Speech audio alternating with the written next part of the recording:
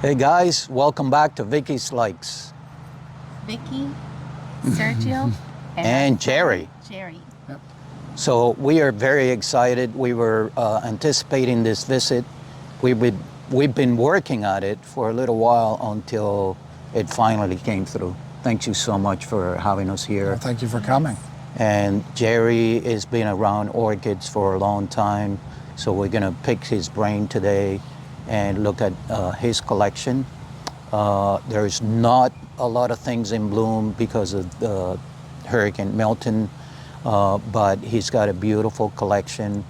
And like I said, he was at the Mid-Lakes Orchid Society, or Orchid Society, the other night, and I wasn't ready. We didn't do the video, but we're here today. So he spoke about ways to sterilize your shears.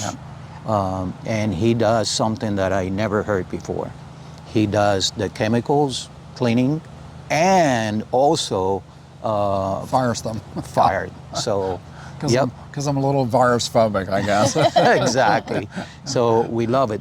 Yeah. Come inside with us and let's check this out. So Jerry, when did you start with orchids? About 58 years ago, I got my first Cattleya from Tom Ritter Orchids, this little tiny thing, for my 12th birthday. Wow. Tom Ritter, by the way, is an old name, Yes, a big very old name. pioneer. Can we say pioneer? Yeah. Or leader. Right. Had right. had a very large orchid nursery down in South Orlando, and he and his wife Evelyn at the time, and got multiple awards. Was probably most famous for Vanda Evelyn Ritter. The cross got several awards. I can't remember how many, but he was a mentor to a number of people who were older members in the Central Florida Orchid Society. I know for a fact, so like Wow. Lori, our last president spent tons of time down there with him, and Jim Krull from Krull Smith used to spend lots of time down there, And Frank Smith, I'm sure. Frank would always go by and see Tom and Evelyn, quite often pick up things for them and take them to judging in Tampa, because that's where judging was at the time. There wasn't a judging up this way. And and would haul plants down for them when they didn't want to go, Nice. Yeah. So going back to Tom Ritter, if you all know, and if you don't know, you watch our videos, Ritter Orchids, Linda is his second wife. Yes. Very beautiful family, Yes. very beautiful plants. But going back to when you started, so you were 12, you got 12. Yeah, Yeah. you got your first orchid. Got my first orchid, and that was how it went.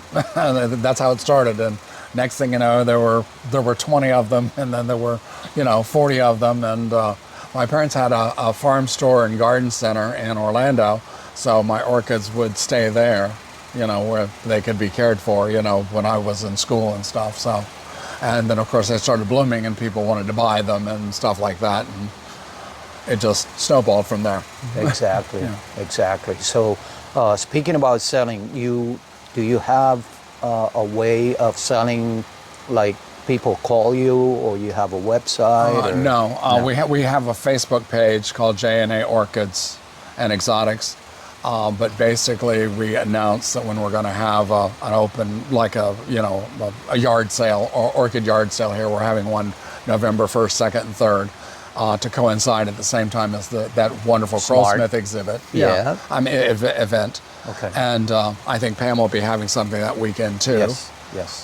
So it'll be a great reason to come to Apopka.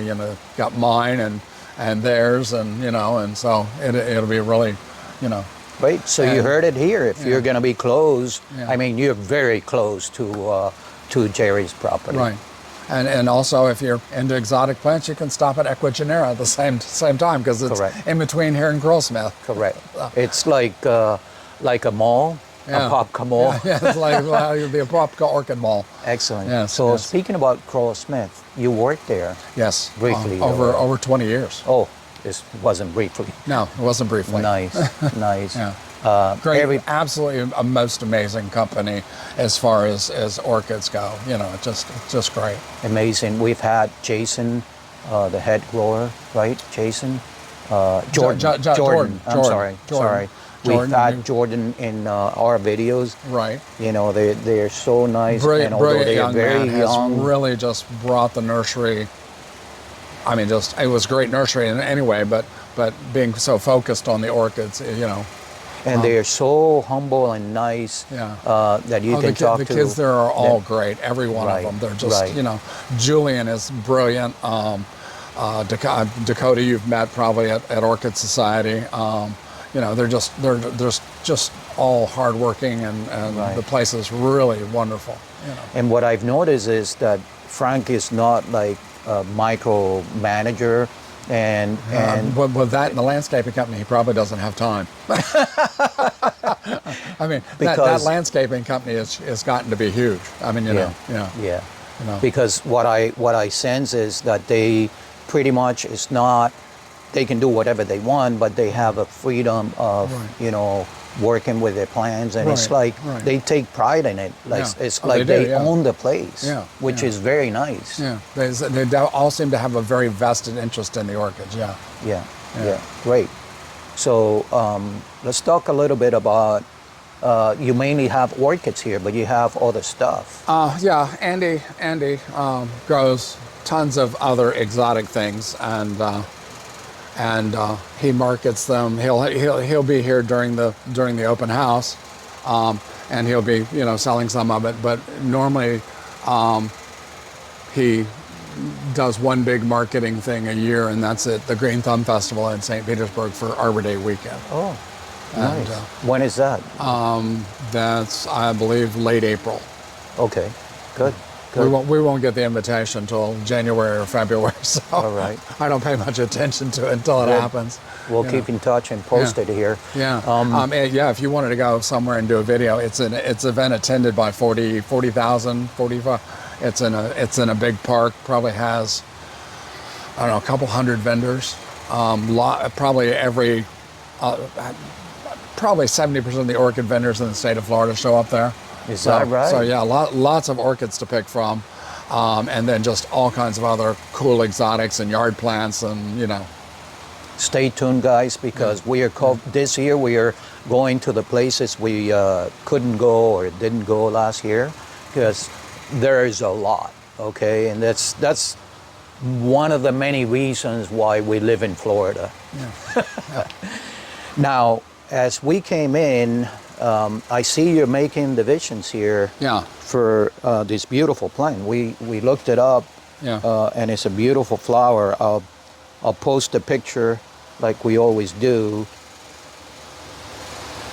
And these plants are also, the divisions are for sale, obviously. They're going to right? be, yes. Good, good. And that's it's considered a pretty rare plant, but for the yard sale they'll be at a reduced price because this is a pre-moving sale. So. Okay. So since you mentioned that, Jerry and his family is moving from here, Yeah. and he's having a great sale, great prices. So this is the time again, November 1st, 2nd, and 3rd. Yep. Come around here, Yeah. and their plants are beautiful, healthy, and so before we touch on the healthy part, do you have any plan, you know, like this one, or anything that is like a species or a rare plant or something that you want to showcase that you're proud of? Well, that is a species there. There's one plant, yeah. Well, and we'll pull it down because it just happens to be blooming. It's one of the few things. And you know, we were talking about Tom. This was originally awarded as Vanda luzonica Evelyn, which was named after Tom's first wife. It received an AM, and And of course, it got a little beat up in the storm. We lost one of the bloom spikes that had 3.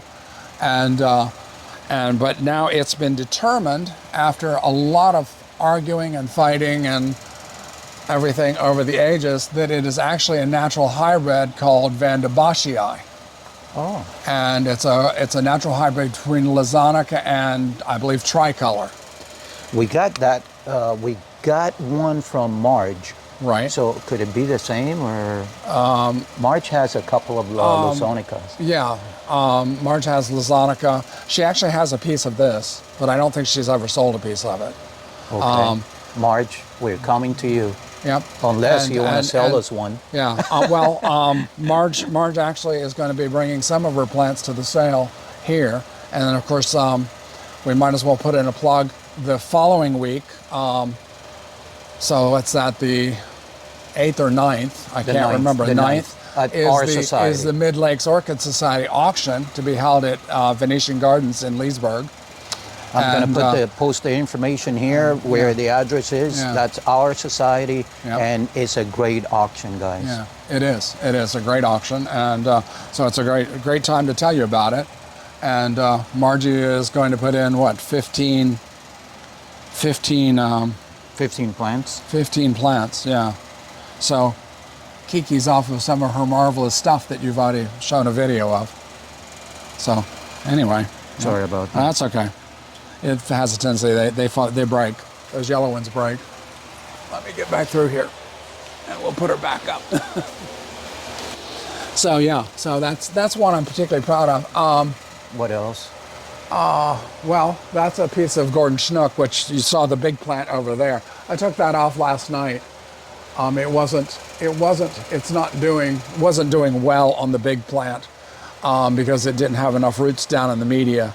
They were everywhere but in the media. So I put it in a basket and repotted it and put it over here under the sprinkler where it gets watered more, and Let's show it'll the work big up. plant. Oh, well, yeah, the big plant's not very pretty right now. It got pretty beat up. This is, let's move this out of the way. This is the Gordon Schnook, which is an old awarded plant, and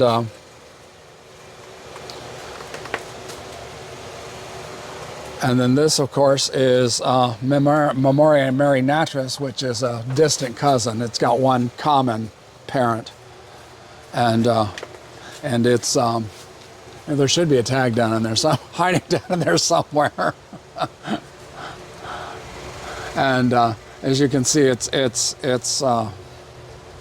What it's huge, gigantic. Okay. Yes. So you were saying it's a cross between a Gigantea and Vandopsis gigantea and That's what you said. I want to say Rinca stylus. I can't remember. Okay. Yeah. Gigantea. Yeah. Tomatoes. I've never been good with my Latin. You can ask my college professors. Look at this, guys. And then there's another one, next to it, which is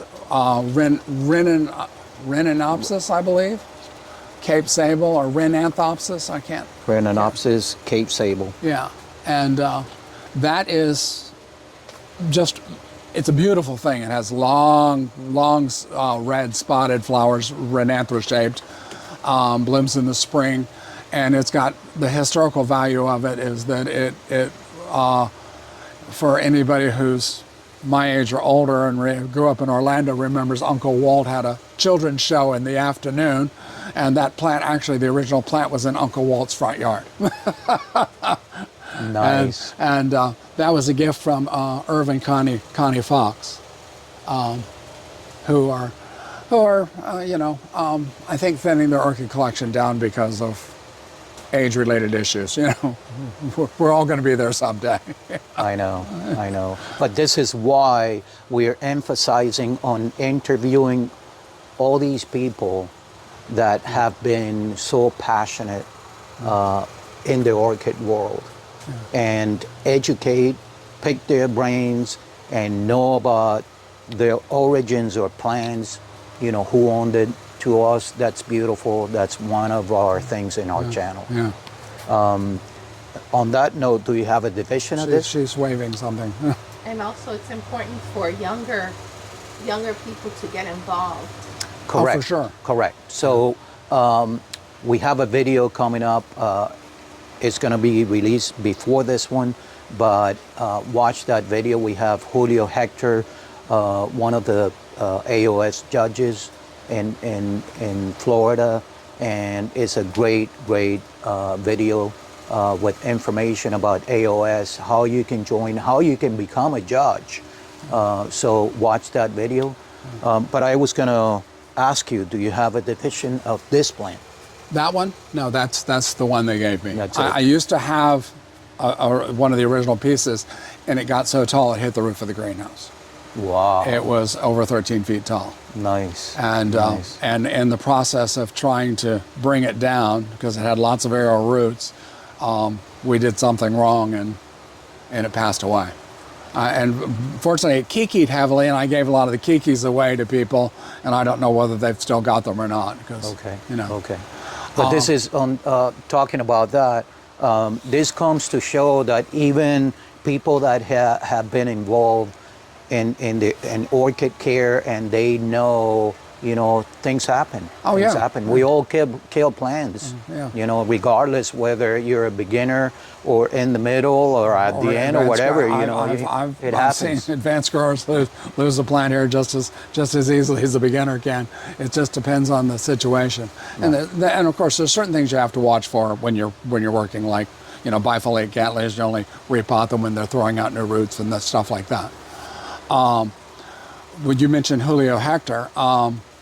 Joining the AOS is probably one of the best tools that young people or beginners can do, or even advanced growers. The AOS has just done an outstanding job of digitizing all of the information, which in this age, everybody runs around with a computer in their hand, and basically you have access to every article. If you join the AOS, you have access to every article ever written. So say if you wanted to look up, a particular Cattleya species and know about it or read about it, you would just type that in and their search engine, and it'll bring up every single article. And you can just read and it's just a wealth of knowledge these days. Exactly. And of course, with the reduced rate, you can get your digital Orchids magazine every month, and if you're sitting on your laptop or your desktop, you can actually flip the pages just like you would if you were reading the magazine itself. Exactly. And you don't have all those things laying around collecting dust, and you've got them at your fingertips for all ages to come. I know. Yeah, I know. so I it's tell just- my daughters and I tell my grandkids, now the probably one of the best things in history of humankind is the information we have in our Access to, hands. yes. Anything, Yeah. anything. There is a lot of bad things, but mostly good things. And in this case, like you look up AOS, you look up any plans, anything, and the information is there. Yeah. Forget about, it's not putting down anybody's videos or whatever, but the garlic, the onion, the rice on plants and this or that. Ultimately look up a reliable source where it can guide you the proper way. Yeah, there was a formula being discussed online this morning that I'm interested in. And it's basically you take old coffee grounds and reperk them, or redo them, and you add peppermint oil to them for thrips. And I'm going, well, peppermint oil has been known, throughout history as a natural insect repellent, but I'm still hesitant to put that on my plants. Right. Yeah. But it's endorsed by somebody we all know, so I want to read about it more anyway. Okay. And, Can we say the name? Oh or? yeah, it's John Hicks. Yeah, Okay. You know Johnny. Yeah. So it's an interesting thing, Okay. And Johnny is into very, very natural treatments for everything. So he believes that natural is the best way to go. Good. It might be something I use for bugs in future in my vegetable garden. I'm not sure. Okay. I'm not sure about whether I'll use it on my orchids. Okay. Anything else that you want to like highlight? You Well, know? I have, have lots of things coming into bud now that the storm's gone by. Let's hope we don't have another one. And, but no, I've got lots of, what I'm doing is basically in preparation for the move is taking divisions off my big plants, and basically on the really big ones I'm having to chop up and they'll be available at the sale. Right. And I would say 97% of my stuff is virus tested at this point, because here's I lost an extremely valuable plant to me personally. By before the virus testing was actually probably readily available to do it yourself, I accidentally probably put pollen from a virus plant onto it, and it transmitted the virus. And it never manifested in the plant that it came from, but it did manifest in the plant that I had. And it was a massive plant of Cattleya violacea. Wow. And it was just heartbreaking to have to. So see, this is one of the things put it in the trash pile and burn it. Wow. This is one of the things that we didn't know, and many of our viewers like that about our channel, that it's educational, and so you obviously now thinking about it, you can transmit virus via pollen. Via pollen, yeah. There's just always the pollen itself, more than likely not, but the little things attached to the pollen, or and you can transmit it through green seed when you're sowing that seed. But if you transmit dry seed and you're very careful about how you harvest the seed, chances are greatly reduced that you would transmit virus to the babies. Okay. And we do test when we take babies out of the bottle. We test a group of them just to see, and we have never had one test positive, but if we did, we'd probably throw the whole bottle away. So when you send a seed pod or seeds to a lab, right. Don't they test for viruses at that point? When you send a plant to be cloned, say to somebody as incredible as Beth Lamb with cloning, she would always test it for virus. She would not clone a virus plant. There are methods that, for an extremely rare plant, that you can clone and remove the virus from the meristematic tissue that you're going to clone from. It's quite expensive. University of Florida is doing it, and they're doing some for Arthur Chadwick because they're working on the technique. I was going to say, because he mentioned that when he went to our society. And, just doing an amazing job for him. And then I discussed it with another grower a while back because I had something valuable that I wanted to reclone, and it basically worked out to be about, by the time it went to Japan, you had the little, and you got them back and they were ready to come out of the bottle and go into a plug, that they would probably be about $10 a piece. And you had to order a certain number of them, and I'm going like, I don't need that many. So it's great, but some of the really, really old stud plants that are so famous have been recloned using that method. Waldor Orchids up in New Jersey, who will probably be at Krull Smith's fall event. Oh, nice. He takes really super beautiful stuff and has had it recloned, or gets it. Make sure he has a virus-free plant before he reclones it. Okay. Okay. Yeah. Great. Because I have gotten plants directly from being imported in, and right after they got here, and I brought them home and tested them, and I was like, trash.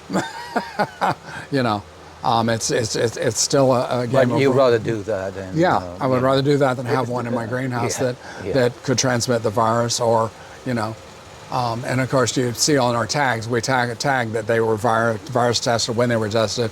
The original test only did 2 virus tests. That's on the little yellow tag. It says right here, virus tested negative on 10/23.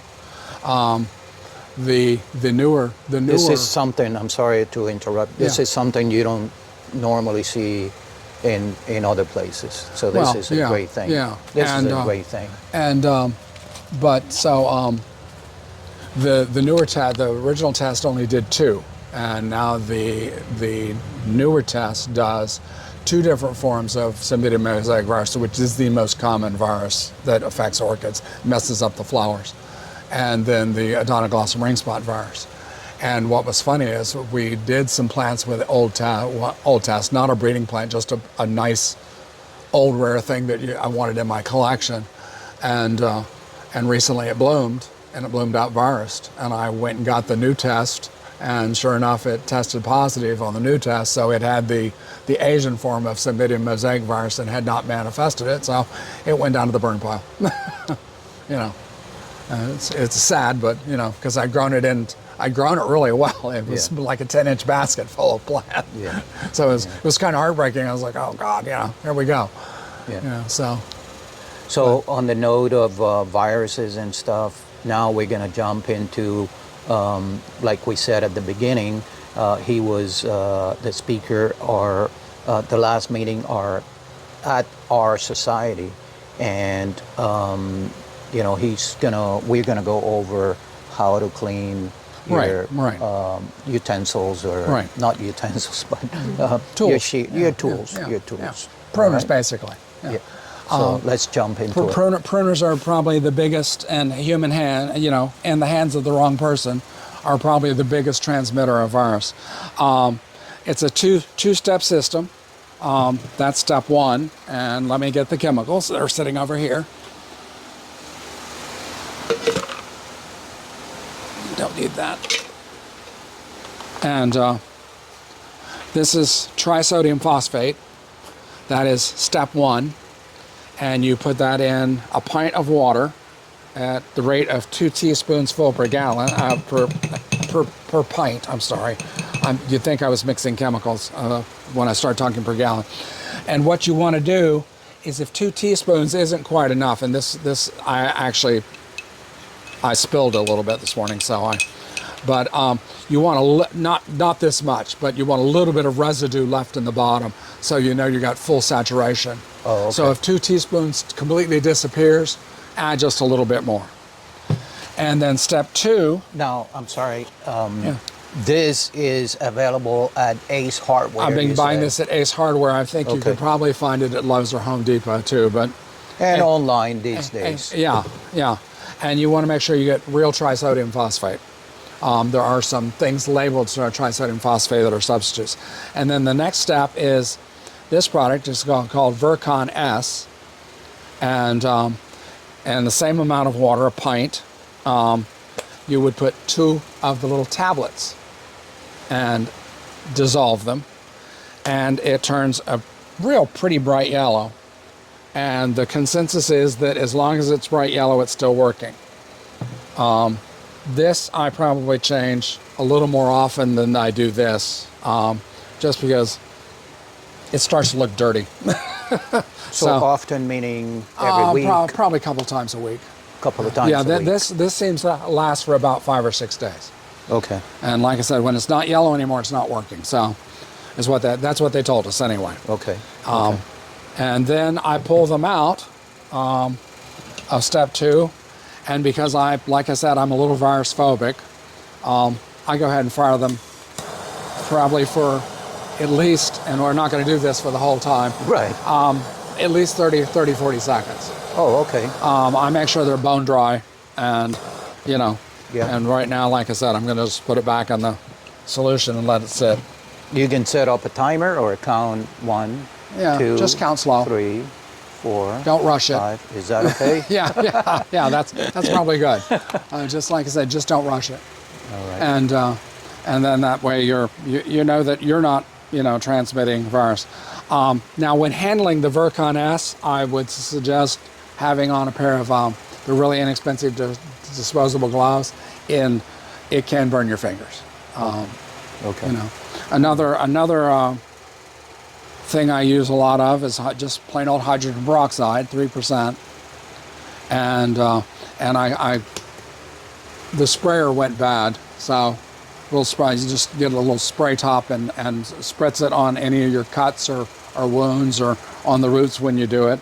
Spraying. Yeah, just spritz it on to make sure that you know. What I've done is I watched another YouTuber's video, and she had a video on one of the societies, and Brad Larry, I don't from Accent Orchids. Oh yeah, Brett Larry or Ullery. Okay, Yeah. sorry. Brett Ullery. Brett and super nice people. Yeah, they are. Yes. So I got the idea from him about just putting the spray, what comes in a spray bottle from the Dollar Tree or whatever, right, and cut it to size, and I stock it in there. So I use it. That's what I straight do. from the bottle. Most of those spray bottles that fit on anything fit this cap. So So and I just cut it to whatever length I use it for. Yeah. So I see anything on flowers and stuff. You don't want to transfer this to a clear bottle because it is photosensitive, and if it's been in your greenhouse for, I don't know, 4 or 5 months, I would definitely suggest throw the bottle out and get a new one. And it's what, 98 cents a bottle or 69 cents a bottle at Walmart. Yeah. And just because you want to make sure it's fresh because it will go flat. Yeah. Great. Awesome. So I think pots. Do you sterilize pots? Plastic pots? No. I don't reuse my plastic pots. Okay, so you don't reuse them. If they've got a recycle symbol, they go in the recycle bin. If they don't, because some of them have been around a while, we have a big storage shed down there, which we buy pots by the case. So sometimes that's 300 and 400 pots. Even the clay pots, you don't reuse them. No. Well, we do. And Andy uses the clay pots for some of the foliage plants, but we do sterilize those. We soak them in bleach and bleach water, and then we turn around and we take them and dry them, rinse them, and then we bake them in the oven. Okay. How long do you deep them in Clorox, the Clorox solution? 24. We leave them overnight. Okay. Yeah. Okay. And there's still question. I know I listened to a lecture by Ron McCatton. If you ever get a chance to interview him, he is the director of education for AOS. Just a brilliant man. Just he's got some sort of degree in chemistry and this and that and the other. And he's a great orchid grower, and is just a wealth of knowledge. But there was some question as to whether you can actually sterilize the clay pot to a point where it can be reused. And you got to watch some of the newer clay pots. They look like terracotta, but if you happily break one, it looks like concrete inside. Sprayed with terracotta. And I remember the old orchid clay pots, which there's probably some sitting out there, and they're 100% terracotta. Correct. And the only place I know that's making a true terracotta pot is a place in Germany. And the only place that I know that sells those is Tropical Plant Products down in Orlando. Okay. Because I've noticed when I buy them from Home Depot, Lowe's, first it was made in China, right, and then now it's Italy, but I think it's the same way. Okay. They are concrete inside, and you're right. Yeah. So when it comes to sterilizing, I found my plants did not do as well in those newer pots as they did in the old terracotta. Okay. I don't know whether it was something I changed or whether it was when I changed to those pots, but I just didn't find that they performed as well. So on the talk of pots, clay pots versus plastic versus baskets, it depends on the species. Yeah, well, yes and no. It depends more on your growing technique and your conditions. Let's face it. 90% of the orchids that are awarded are probably awarded in plastic pots because they're commercial orchid nurseries that and people, and clay pots have just gotten offensively expensive, especially if you don't reuse them or you have to change them out every couple of years, and the cleaning process to me is incredibly tedious. And I was growing in clay and for years and doing all the sterilizing and the whole nightmare thing, and I'd spend the winter sterilizing all my spare pots to get ready for my spring repotting, and of course to have them stored somewhere, and then and it just got to be. And I was thinking, I work at a nursery that we get plants awarded every month. Growing in plastic, I help grow these plants. There's no reason in hell why I cannot go home and grow my plants in plastic. And you can see they're doing just fine. Beautiful. Beautiful. You change your mix a little bit, maybe make it a little bit coarser. Water differently. You have to make adjustments. That's the whole process of learning how to grow orchids. It's just you got to learn to make adjustments. Okay. And my last question for you, because bulbophyllums, I find it, for me, a little difficult. Really? And you take care of March's collection, right? Which we video. And you can see some of mine here. And this is how I'm switching most of Margie's over to growing this way. You can see they're doing fine. Even mounted. Yeah. Yeah. Mounted, and I grow them this way because when you find them on a tree, that's where they're growing. And this the way is they're moss. growing. This is sphagnum. This is sphagnum moss. Is it? Yeah, good sphagnum moss. Is it New Zealand? New Zealand. Okay. Yeah. Okay. And you put a very thin layer on, and then you fasten it down with monofilament, and then you come along and put the plant down, and fasten it down with monofilament. And this is pressure treated. No, this is cypress. Oh, cypress. I get that from Wally. Wally, there's a cypress mill up on 46th near Sorrento, and you can get the outside boards, before they, when they're taking the bark off and everything, because the boards are kind of rough cut, and so they come in different sizes. Okay. And you can get them at a pretty good rate, and cypress to me is the best, right? Yeah. Or cedar. Right. Yeah. And that's Bulbophyllum Malasio Chilum Gold Country, and you can tell it's just happy as it can be. Oh. And they like being humid by vandas. These get watered with the vandas every day. The water sprays over this way, and of course it runs down and drips off of them, and by the end of the day they're normally dry. Okay. Great. Awesome.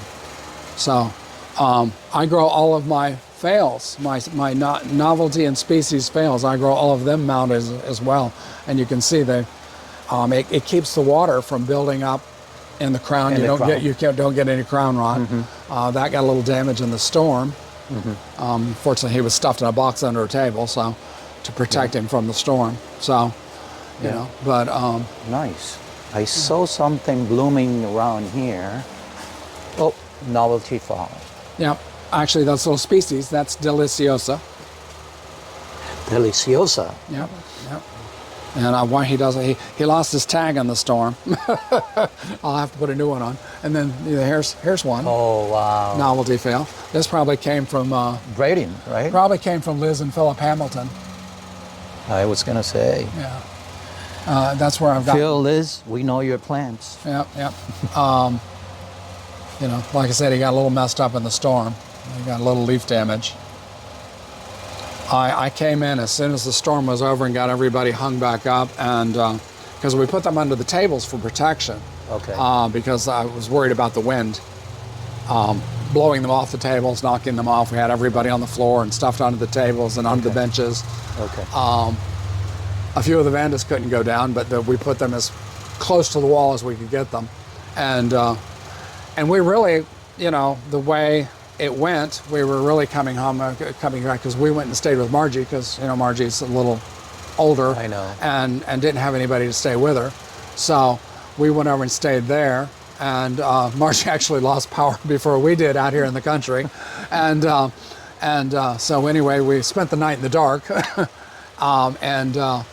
and we came back, and I really expected to have some serious damage. I mean, this greenhouse is 50-something years old. And nice. It's been rebuilt, Right. but it's got some bad posts that I would be replacing if I was staying here, and I really expected it to have some damage on it, and it's really unfortunate. Some of my friends and neighbors here have really serious damage. As you know, Pam Waters had extensive damage, and and all I can figure is they had a downdraft or small tornado go through there. Correct. And I'm not so sure that that's not what didn't happen to Frank, because Frank had some serious damage too. Yeah. So, but you know, here was the greenhouse, and it was standing and fine. No power, but it was just standing and fine. Good and for so you. as soon as we got our power back, I came through and sprayed with a chemical called Xeritol 2.0, which is a high-grade hydrogen peroxide. Oh, okay. And basically to kill any bacteria that they may have picked up that got blown in or splattered on them off the floor or whatever. oh, And nice. And it seemed to do the trick. You know, I haven't had any problems yet, except like I said, this little bit of leaf damage right here. Right. You know. Yeah. And the vandazole came through fine. We did lose a Nice. few bloom spikes. Nice. Oh, I saw. Oh, look at this, Vicky. Up. Vicky's behind the cameras. She's got a little cold, so we don't want to be so close to her. But look at that up there. It's beautiful. Oh, yeah, Oh, he got wow. repotted yesterday. What is that? Let's go around and. That is BC Kiwi variety Mendenhall AMAOS. I had to go look it up yesterday to make sure the tag was up to date. They keep changing the genuses on these plants so much that every time I repot one, I go research it. I'm going to share that website with you too, that you can go look stuff up on. What a beauty. Yeah, it's beautiful.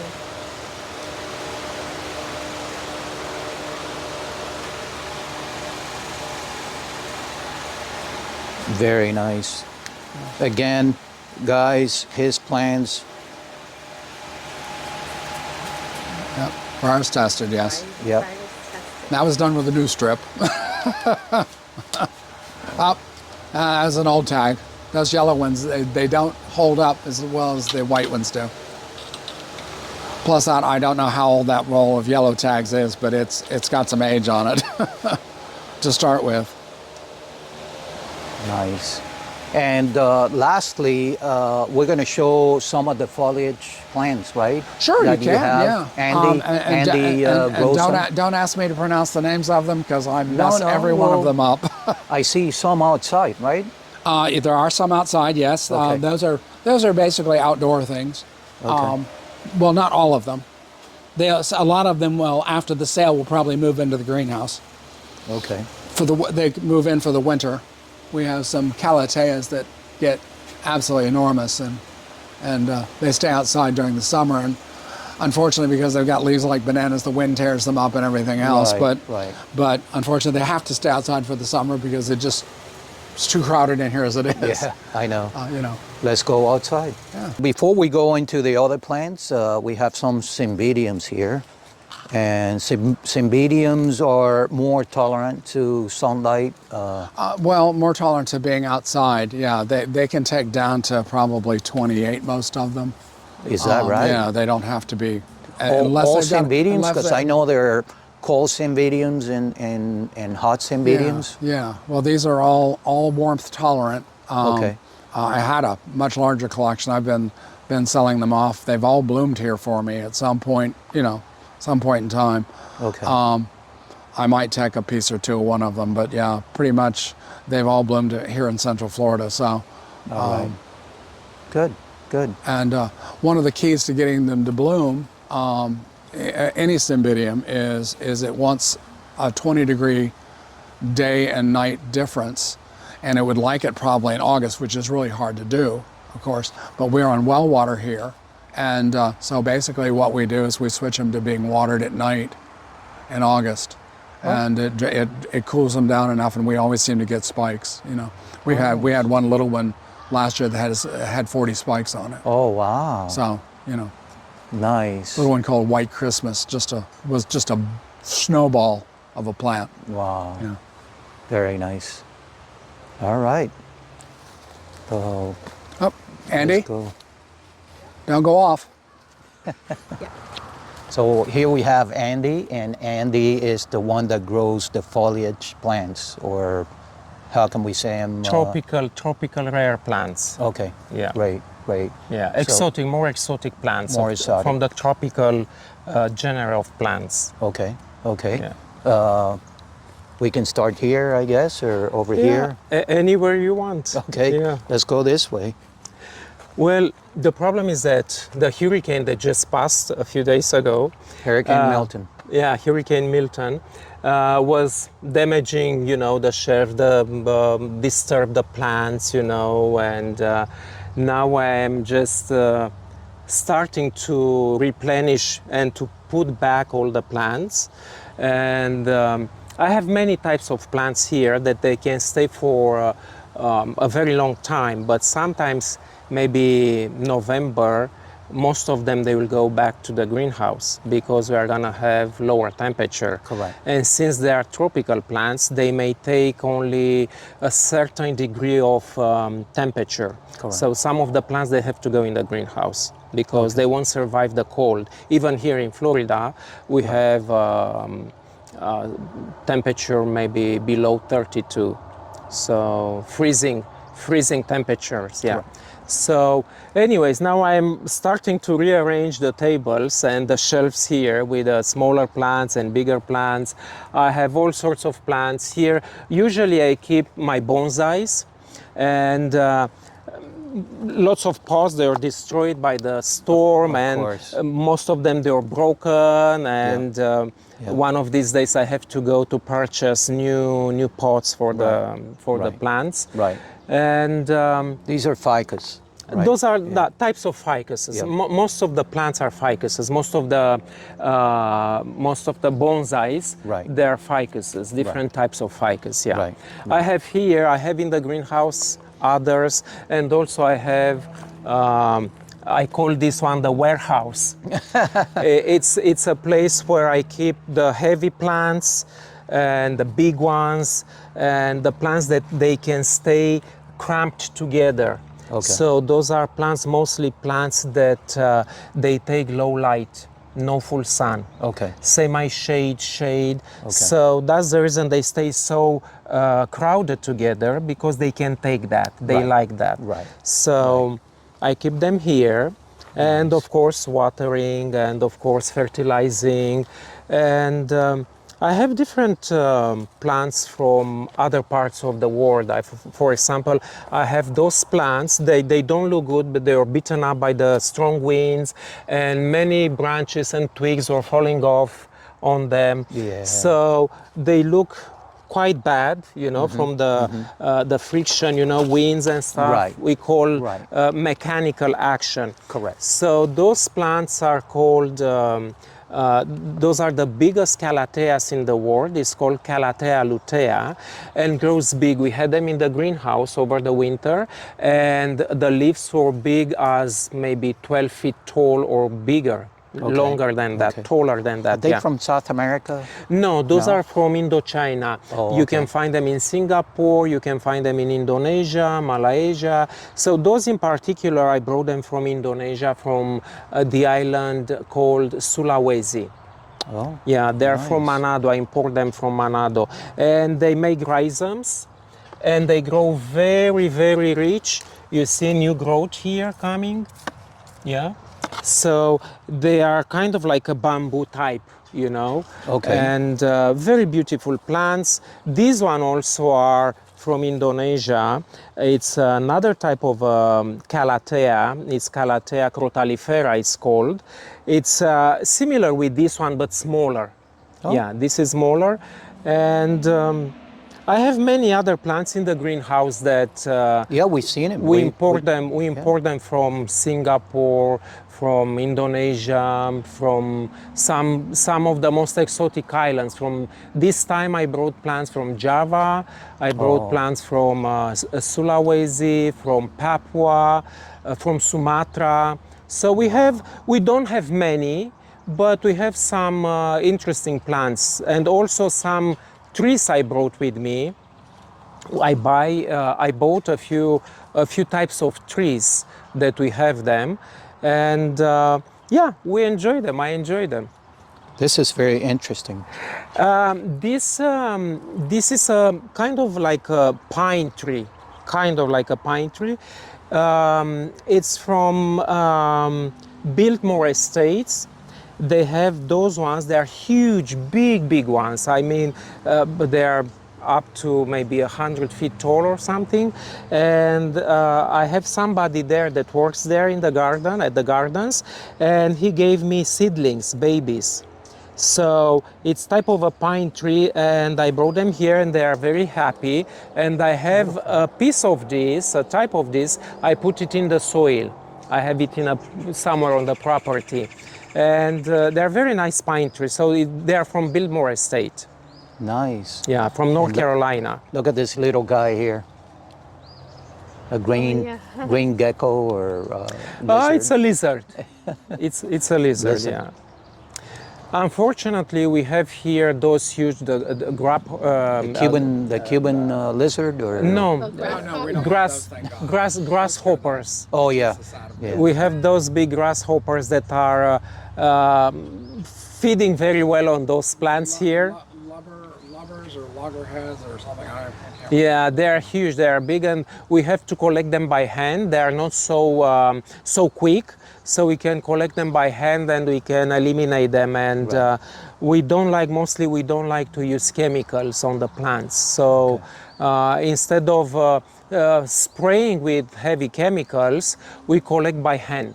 Okay. Every morning when I come here watering, because it's Florida and we have to water every day, mostly every day, we see them and we collect them by hand and we eliminate them by hand. So we don't use chemicals. Nice. pretty much immune to chemicals once they reach maturity. Yeah. This is another beautiful plant. Look at this. This is a very big fern. It's It's in the fern family. it's in the It's spring or it's an asparagus actually, but Oh. it's called Ming fern. Ming fern, it's a common name, but it's called Asparagus retrofractus. It has a very Fancy name. fancy name, scientific name. Yeah, Asparagus retrofractus macawani, or I'm not sure if I'm pronouncing very well. And they grow very big. I've been attend them just 2 days ago. I've been thin them out a little bit. I was pruning a lot because the hurricane also destroyed, you know. I had here lots of branches fell off on the plants, you know. Yeah, So now you see I have those poles here, Yes. and most of the time the fronds are tightened up here, but I let them just to breathe a little bit after I prune them and I clean them and I fertilize them and I let them a little bit to breathe, and then I will tie them up again. But they grow very big, very nice, beautiful, and mostly they are used on those ikebana arrangements when they do flower arrangements, Okay. because they stay green for months. Oh, You know, if you have cuttings, if you do cuttings, you can make, they use for the bouquet, you know, they make bride's bouquet and other arrangements because they stay green like for ages. would be nice to have a nice cattleya flower. Yes, You yes. know, like nice. Anything you want, you know. Yeah. It was grown very predominantly commercially for the floral industry for a number of years, because of course the floral industry is kind of Right. dying Right. away, because you Right. can now go buy a bouquet just about anywhere you want, Costco, Publix, I know. you know, but leatherleaf, you know, still being grown rather predominantly. So Yeah. that's still the greenery of choice. Right. Yeah, this is a fern that you rarely find it in the store. I don't know why they disappear from the stores. You cannot find them on the market. They disappeared long ago. I've never seen them since I moved here and I started to do this job. I've never seen them in any store, in any garden center. You know, I looked not specifically for them, Right. but wherever I looked, I've never seen them. I don't know why they disappear. I bought them about 11 years ago in a greenhouse, and they were somewhere at the back. Hidden, like- Hidden, like, yeah. So I saw them and I like them. They were not so big, and I said, oh, I want to have that. And I've got a good price on them because I took all of them. Okay. Because the owner said, no one wants those things. I have new fresh things up front. You go there, take there. No, I want to have these ones. Give me a good price. And he gave me a good price, and I took all of them. I had about 20, and now I have left only maybe 5 pieces. Can you propagate it yourself? You can, you can, sure. Like from cutting or? It has a root ball. They have rhizomes. Asparagus Okay. fern, I mean, like a regular asparagus fern. Yeah. Okay. And it's brutal to get through. I mean, it's solid. So you actually make a division like if you Yeah, would have to make with you have to make a an division orchid with roots and everything. with roots. Yeah. Okay. All right. Yeah, it's possible to make a division. Actually, I have here, I can show you, a smaller one, the baby. I call it the baby. This is from a division. Oh. Somebody bought a big one and they wanted me reported. And when I reported, I did divisions, you know. So I took the baby, and I had about 3 or 4 babies like this, but I sold them. Nice. Yeah, so yeah, you can make divisions out of them. Well, if you guys like this plant, you know of this plant, and you want to get one, come November 1st, 2nd, and 3rd. They're having a yard sale along with the other events happening here in Apopka. And we want to thank you guys for welcoming us to your paradise. I mean, this is paradise, and it's too bad that they are moving, but we wish them well in their Thank you. future endeavor or you know, restarting another life. So Thank you very much. Yeah. So yeah, that's it, guys, and we thank you, Vicky. Like I said, it's behind the camera, and you know, we'll catch you in the next video.